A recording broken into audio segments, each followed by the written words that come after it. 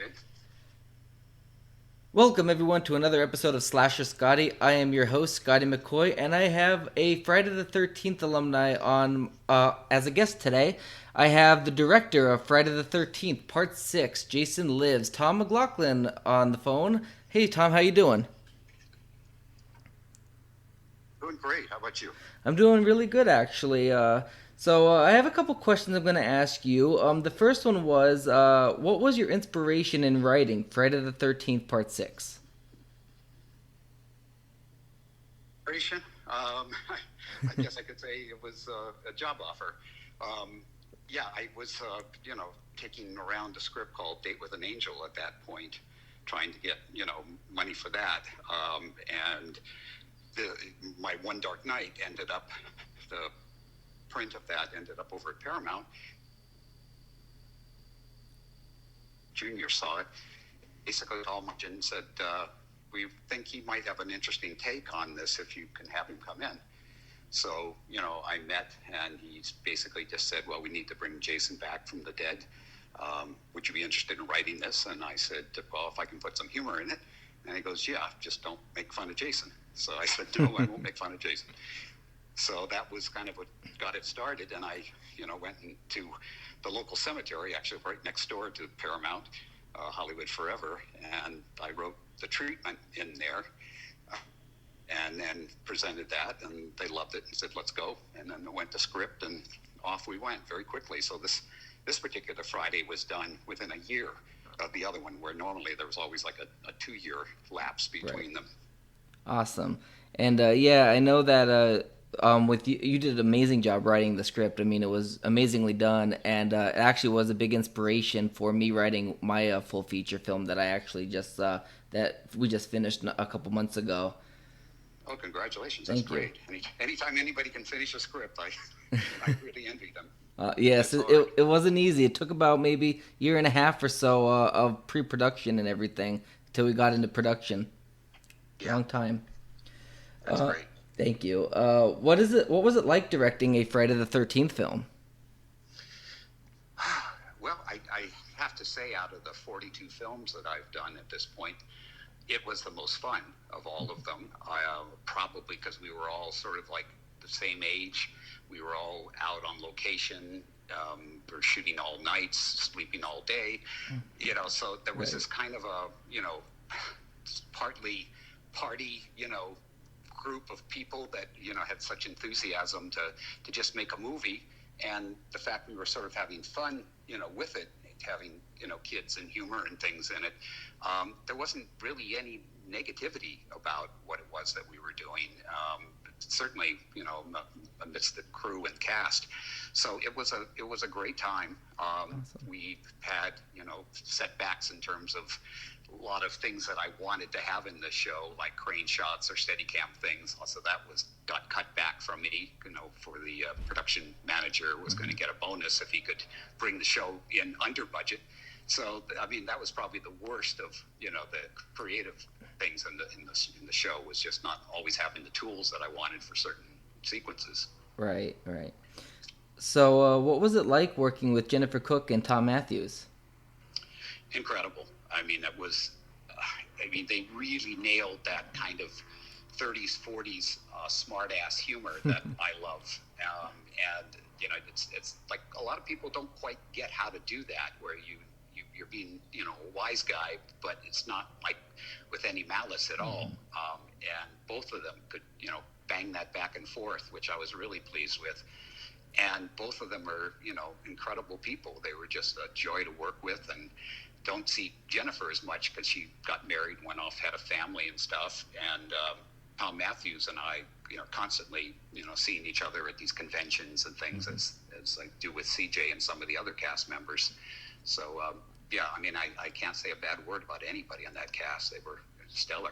Awesome. I had the pleasure of interviewing Tom Mathews, and he was a trooper because the day of the interview, he had the flu, and he said, "I'm still going to do this interview because I owe it to you and to my fans because I already made an obligation to do it." And he was amazing. Like he was sick as a dog. You could tell he was sick, and he still went through with the interview for about a good 30, 40 minutes.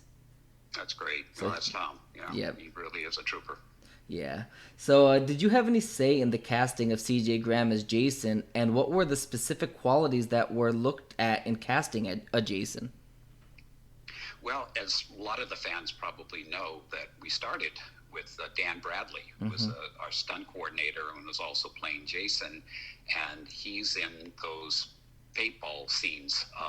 Not every shot, but pretty much every shot. Right. CJ actually did a couple of them that are in there, but Dan was terrific and things. But the studio execs, when they saw the first day of dailies, they just didn't like his figure. They just, they didn't think, they thought Jason looked too hunky and less chiseled. So we took the next choice, which was CJ, and they flew him out. And CJ was amazing because being ex-military, any direction I gave him was answered by yes sir. And he executed the stunts, everything, without any hesitation. He just did what he was told and did it full out. And I loved the way he moved. We kind of established this somewhat, Terminator kind of stance and way of moving. And I sort of justified that because, he's brought back with a lightning bolt, so he's not going to just, lunk along like, somebody, a normal person, that there's going to be something a little bit souped up on him. Mm-hmm. So that all kind of, came together and worked. And I know, fans have different opinions who their favorite Jason is, and I can see that. There's a lot of great things that every actor who's played that part has brought to it. And CJ, a lot of people love him just because, again, the way he played him. Mm-hmm. Yeah, I remember I did interview CJ as well, and he mentioned about Jason was probably one of the favorite things he's ever done. He takes pride in being Jason. He's a really good stuntman. Really, I thought he was one of the better Jasons. Yeah, I did too. Yeah. What is your favorite story from being on set of Friday the 13th Part 6? God, there's so many of them. Wow. I guess, the one I tell usually is the last day, doing the motorhome, sending that flying into the air and crashing down, because that was the most tense, because we had no idea if that was going to work or not, if the whole thing was going to collapse in on the stuntman that was driving that thing, or what was going to happen. So that was a hell of a thing to kind of go out on. But we had a lot of things that were just kind of, I don't know, the Whitney Rydbeck, who played the kind of comic paintballer, he and I, worked together doing physical comedy and, sketches and things for years. So, getting to direct kind of a physical comedy sequence in there was a lot of fun, was completely different from, everything else that we did. And then just working with the kids were amazing. The two little boys who, did the brothers who did So What Were You Going to Be When You Grew Up? And, their rapport, and the little girl who played little Nancy was also great. So I just had so many, just wonderful moments that were all kind of different. And the movie felt like we weren't just making a slasher movie. It felt like we were kind of making a lot of different genres that were all kind of rolled up into this, which was kind of my objective going into it, is I really wanted to feel like a movie with a lot of, different things along the way that hopefully would surprise the audience. Right, and it's actually one of the first Friday the 13th movies. I think the only Friday the 13th movie to have children actually at the camp. Yeah, which is that was something I said. Why? How come nobody's done that before? And it's like, oh, we don't want to, deal with the whole thing of having studio teachers and all this kind of thing. But for me, it was not that difficult to pull off down in Georgia, and the parents and everybody who were on the set were all very encouraging. So it was, a very fun process. That's awesome. Let's see. Was there something that you would have liked to include in Friday the 13th Part 6 that wasn't included, and if so, what was it? Jason's father.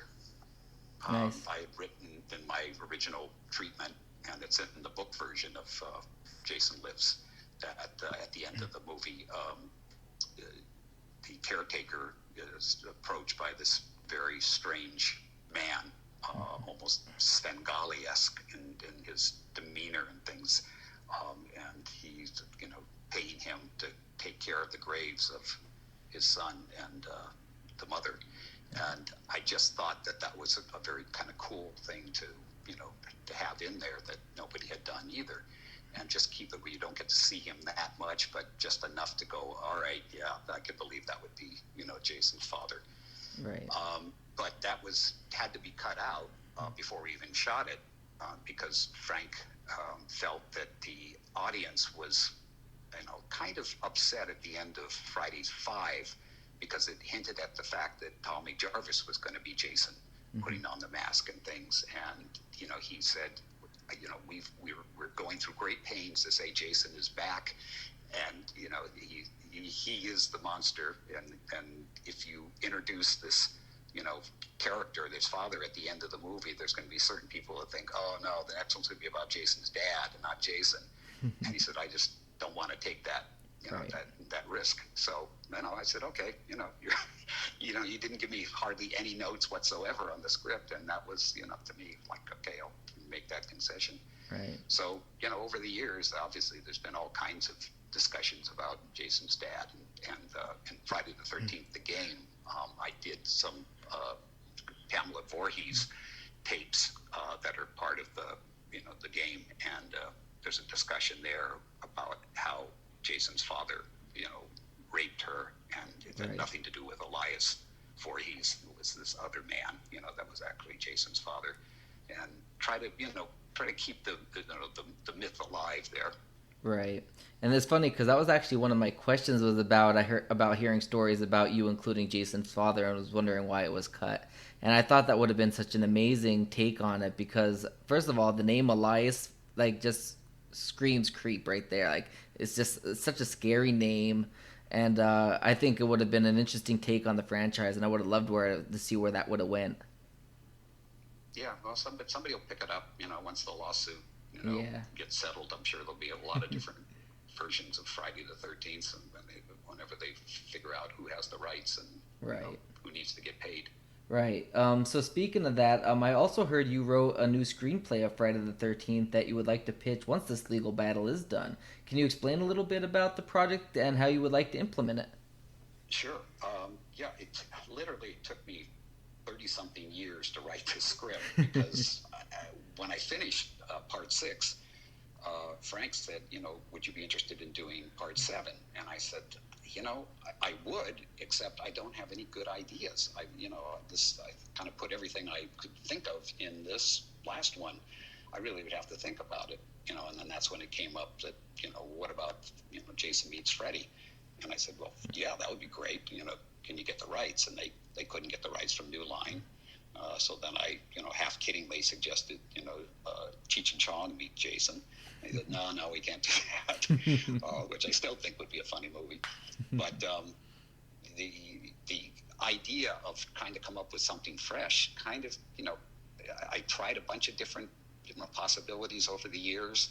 And then finally, I guess it was, at this point, maybe it's almost 2 years ago now, that I finally came up with something that I thought, would be really cool. Yeah, I guess it was 2 years ago now, which is, doing a winter setting for a Friday the 13th and set it, basically in something that's like a camp, in terms of it being isolated in the wilderness. Right. So there is that, same claustrophobic thing of the people that are in there. In this case, it's all females who are, in this place. And, Jason rises once again from where I left him.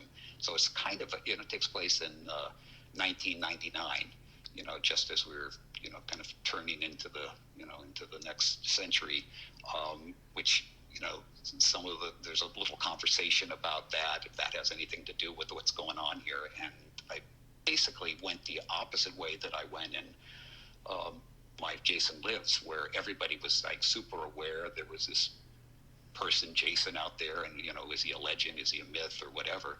And this one, these girls have no idea about the legend. They've come in from another state, that they are completely innocent to this whole thing. And obviously it's particularly scary because you don't know what he is and why he's doing what he's doing. So, there's a number of, things that I put in this script that give it some new territory that has not been done before. Right. And, from that standpoint, I was, very excited. I kept, as I read it back to myself, I thought, no, I'd love to see this movie, which is, to me, the main thing that when you write something, is like, do you want to see the movie that this would be? So, unfortunately, that the lawsuit, I thought when I finished the script was good, that basically, the thing had gone into an appeal, but it looked like maybe the appeal wasn't going to happen, and got the script to my lawyer, and he spoke to New Line and to Warner's, and they said, nope, we can't even take a look at the script until the stuff resolves. It's just, it's no point. And then, of course, the Sean, bucked, that whatever the deal was they were trying to make. So, this thing goes on, this suit goes on. So I don't know when it will be resolved. There's rumors that maybe by this summer. Who knows? So I'm just kind of holding on to the script and waiting to that point when I can put it out there. Yeah, and I always wanted to see Jason in like a new Friday the 13th in two ways. One would be in the snow, and one, which is my next question, would be like all of the final girls and surviving characters to come back and try to get rid of Jason once and for all. Now, as a screenwriter, how do you think that would be possible, or how hard do you think that would be to get all of that to happen? Well, you couldn't get all of them back. I don't think. Because I would think certain people would want to get paid, a decent amount because they really are needed in that particular thing. Yeah. But there's a lot of them that probably would, do it. And I don't know. I mean, one of the things that I had worked with on one of the stories that I ended up abandoning was, Tommy and Meg basically have kids at this point, and their kids had heard about this kind of hushed up, thing about what their, basically how their parents met, and end up going to the camp, and then it ends up that Megan and Tommy have to go and battle Jason once again. Right. But I just felt like I don't think Jennifer's going to do this, because she won't even do the conventions and things. And I didn't like the idea of somebody else playing that part, from the standpoint of the fans. Yeah. So I kind of let that go. And then of course since that time, Tom Mathews has done a lot of the little like shorts and things that right. Never Hike Alone, which actually Vincent beat me out on the snow thing, because they never hike alone in the snow. Right. So that idea is already kind of taken off, which happens. There's nothing you can do about that, because I feel I've got enough things that are different beyond just that. But it was, obviously that was one of the things that no one had done yet. But in terms of getting everybody together, that would be very cool if it could be pulled off. Yeah. As I said, I for some reason I think it would end up being a financial thing probably more than anything else. Yeah. And I mean, I tried everywhere to try to interview Jennifer, but I can't find her anywhere. Like, I can't find her on IMDb. I can't really locate her anywhere on social media. Seems like she just distanced herself off a lot from the public eye, like you said, to raise her family and be with her family. Yeah, I mean, I spoke to her, when was it? I think it was after she did the quick little interview on the Camp Crystal Memories DVD, and she was great. I mean, it was great to hear from her, and basically, she was saying, she just, kind of changed up her whole life, and didn't want her kids to, see her, in that role. Mm-hmm. But since that time, I think they've grown up, and I think I heard somebody say that, the kids ended up finding it anyway.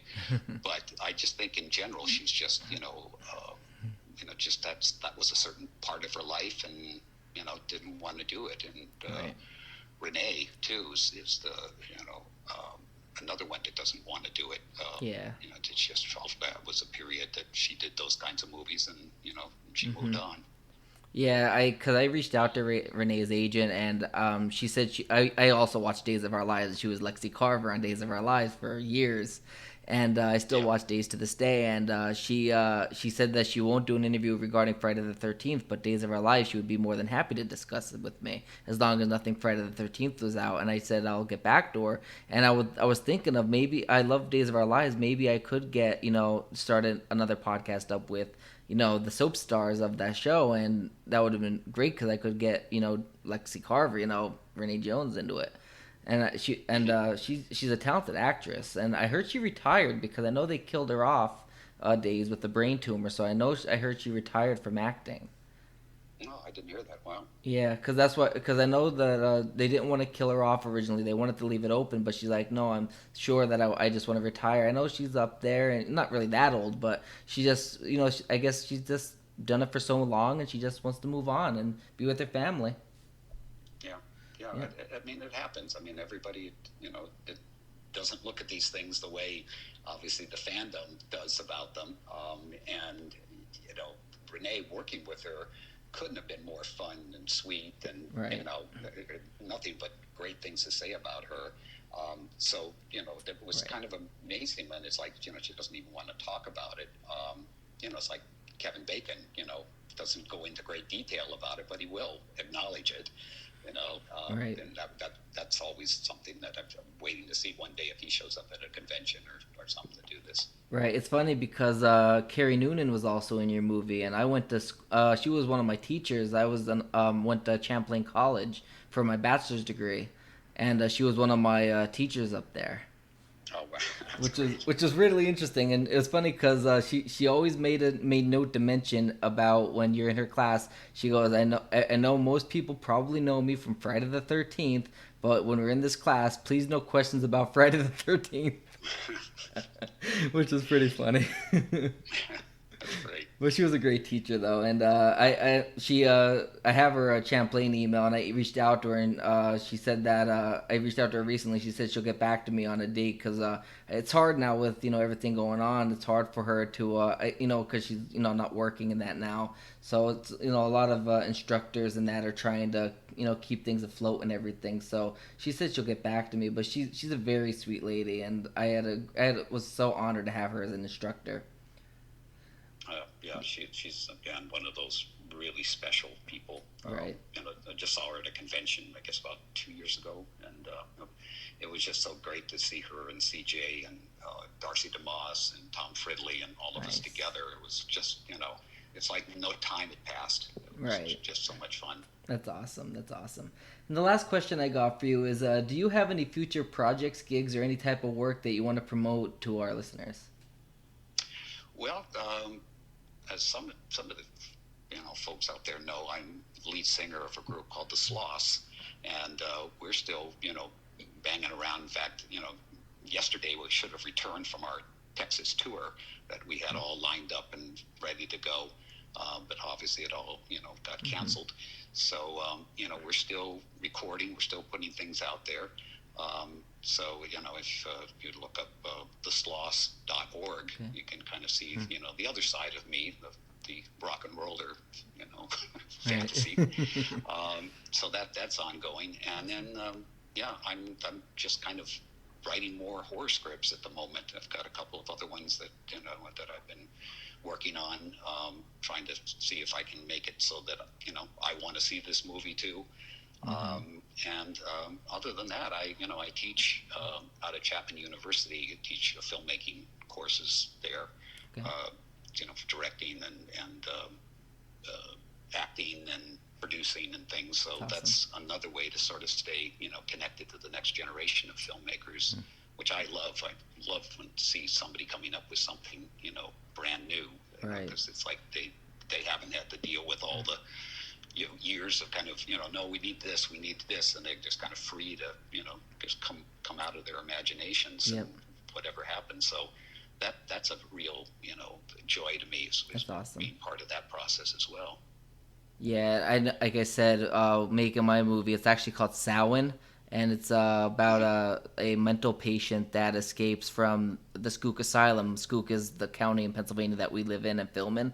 So it's where he escapes from the Skook asylum after being locked up years before, and he comes after his daughter and his estranged wife to get revenge from having him locked up. And a group of video game nerds end up coming to the rescue of the daughter, and they actually think they're in this video game world, fighting this arch enemy or this villain, but they're closer to death than they actually realize. Wow, that sounds very cool. Thank you. It was very low budget. I mean, just like Friday the 13th, that's where I got my inspiration, because I don't have the money to make a big budget Hollywood blockbuster movie. But it was one of those things that was very low budget. We didn't have any budget actually. Everything that we bought and paid for came out of our own hard-earned cash that we work every day for. And we're actually working on a future project now, and we're hosting a premiere. And we sold so far. We made a little over $1,200 for the premiere so far for this movie, and it's in a local theater and everything, and we're planning on using any of the profits that we have on that for to be our budget for our next movie. And right now we got a pretty good budget for the next movie, so I'm looking forward to seeing where this can take us. That's really great. I love you guys are doing that. Thanks. I had a small part in the movie the Vengeance, right. Friday the 13th Vengeance. Nice. And I just loved being on the set and watching just, true fans, right. doing everything they could to make that movie. And I've had people say, why don't you do your script as a fan-based thing? And I said, it's too expensive, unfortunately. My ideas are, much more like, something you would need a studio or two studios to chime in on, to be able to build the sets and do what, needed to be done with what I come up with. So I just can't, find a way to pare it down so it would work, with those lower budgeted things. Yeah, there was a lot of stuff we actually had to cut as well, because it was out of our price range. We couldn't even afford it with our own paychecks, or we wouldn't be able to pay our bills. Yeah, it's the unfortunate part of filmmaking, but it's a good part that when you can actually make something and put the time into it, because not a lot of people can say they made a movie. And the ones that can say that they made a movie, even if it's not the greatest movie, is still like, this is our first feature film. It might not be the best movie out there, but we learned, and we made our first movie, and we learned, and any mistakes we made, we won't make them again. We learn from them. Yeah. So, well, yeah. I've always had this adage that when somebody says, what's your absolute favorite movie that you've done, I always say the next one. Yep. Because, to me, that's you finish, you do it. It's like you learned a lot. You hope people loved it, or at least liked it. And you're trying to move on to the next thing, to challenge yourself again and see where it goes. So it's, exactly. That's great. Thank you so much, Tom. Thank you, and I really thank you for giving me your time to be on here. For all the listeners who want to see what Tom's up to, you could go onto his IMDb page. I'm sure that's updated.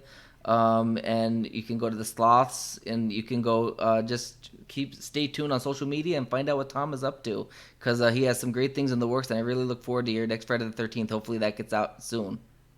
I hope so too.